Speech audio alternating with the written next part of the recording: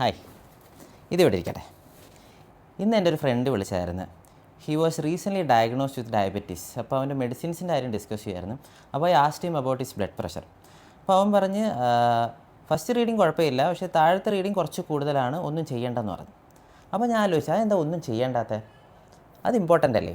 അതിനെക്കുറിച്ചാണ് ഞാൻ ഇന്ന് പറയാൻ പോകുന്നത്. It is called diastolic hyper tension.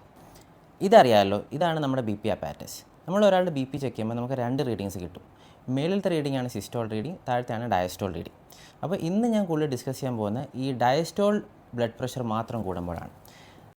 നമ്മുടെ നോർമൽ ബ്ലഡ് പ്രഷർ ചെക്ക് ചെയ്യാൻ നേരത്ത് സിസ്റ്റോൾ ലെസ് ദാൻ 130യും diastole more than or equal to 90 വരുമ്പോഴാണ് ഡയസ്റ്റോളിക് ഹൈപ്പർ ടെൻഷൻ എന്ന് പറയുന്നത്. ആക്ച്വലി നമ്മുടെ ഹാർട്ട് റിലാക്സ് ആയിരിക്കുമ്പം നമ്മുടെ രക്തക്കുഴലുള്ളൊരു ടോണാണ് ഈ ഡയസ്റ്റോളിക് ബ്ലഡ് പ്രഷർ. അത് മാത്രം കൂടുന്നത് ഒരു ഏർലി സൈനാണ്.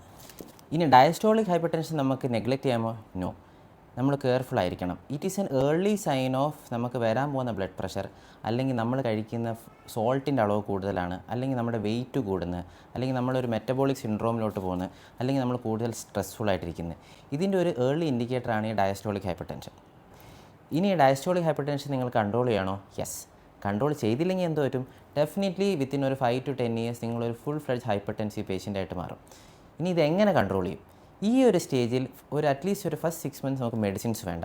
ഈ ഒരു ഫസ്റ്റ് 6 months നമുക്ക് full fledge life style changes വരുത്താം. നമ്മൾ ഡെയിലി എടുക്കുന്ന സോൾട്ടിൻ്റെ അളവ് കുറയ്ക്കുക. Less than 5 gram. 5 gram എന്ന് പറയുമ്പം 1 ടീസ്പൂൺ. അത് ഒരു നേരത്തെ ഫുഡിനല്ല, ഒരു 24 hours നമ്മൾ എടുക്കുന്ന ഫുഡിൻ്റെ അളവിൽ ലെസ് ദാൻ 1 ടീസ്പൂൺ ആയിരിക്കണം. അതുകൂടാതെ you should reduce your weight. ഒരു 5 to 10% of your body weight കുറയ്ക്കണം.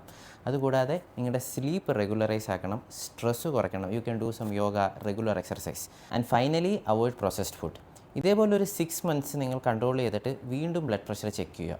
അപ്പോൾ നിങ്ങളുടെ ഡയസ്റ്റോളിക് ബ്ലഡ് പ്രഷർ കൺട്രോൾ ആയിട്ടുണ്ടെങ്കിൽ വെൽ ആൻഡ് ഗുഡ്. പക്ഷേ എന്നിട്ടും കൺട്രോൾ ആവുന്നില്ല, നിങ്ങൾ പ്രീ ഡയബറ്റിക് ആണ് അല്ലെങ്കിൽ ഡയബറ്റിക് ആണ്, നിങ്ങൾക്ക് വേറെ എന്തെങ്കിലും റിസ്ക് ഫാക്ടേഴ്സ് ഉണ്ടെങ്കിൽ definitely you should consult a doctor and maybe you will need to start on medicines. അപ്പോൾ താഴത്തെ റീഡിങ് കൂടുതലാണ്, മേളിലത്തെ റീഡിങ് കുഴപ്പമില്ലെന്ന് വെച്ച് ബ്ലഡ് പ്രഷർ അങ്ങനെ നമുക്ക് നെഗ്ലക്റ്റ് ചെയ്യാൻ പറ്റത്തില്ല. ഡയസ്റ്റോളിക് ഹൈപ്പർ ടെൻഷന് അതിൻ്റേതായ ഇമ്പോർട്ടൻസ് ഉണ്ട്. അപ്പോൾ ശരി, take care. Doctor Harish signing off.